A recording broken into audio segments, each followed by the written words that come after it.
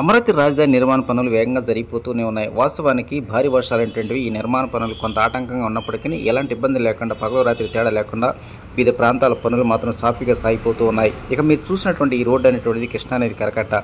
ఈ కరకట్ట అనేటువంటిది ఎంతో కీలకమైనదని చెప్పాలి.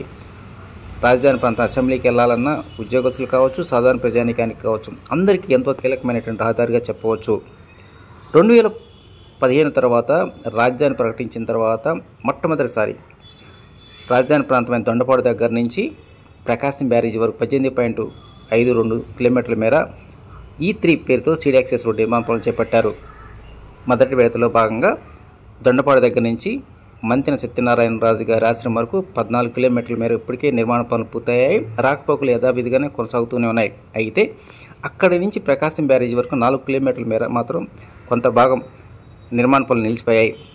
ఇటీవలనే ఆ నిర్మాణ పనులు ప్రారంభించారు. మొత్తం మంతెన సత్యనారాయణ రాజు గారి ఆశ్రమం దగ్గర నుంచి ప్రకాశం బ్యారేజీ వరకు మిగిలిన 4 కిలోమీటర్లు సంబంధించిన రోడ్డు నిర్మాణ పనులు ప్రారంభమయ్యాయి.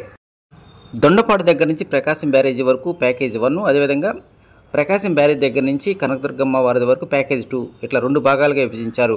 ఈ మొదటి ప్యాకేజీలో భాగంగా మిగిలిపోయినటువంటి ఈ 4 కిలోమీటర్ల మేర ఉన్నటువంటి ఈ రోడ్డు నిర్మాణ పనులు వేగంగా జరుగుతూ ఉన్నాయి.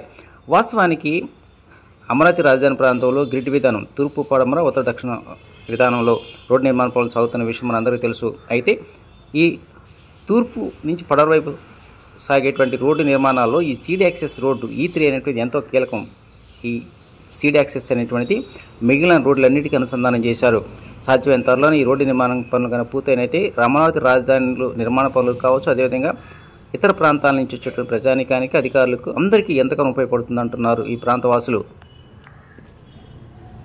ప్యాకేజీ 1లో మిగిలిపోయినటువంటి 4 కిలోమీటర్ల మేర రోడ్డు నిర్మాణంలో ఇప్పటికే 1.5 కిలోమీటర్ల మేర రోడ్డు నిర్మాణానికి సంబంధించిన పనులు మాత్రం వేగంగా జరుగుతూ ఉన్నాయి.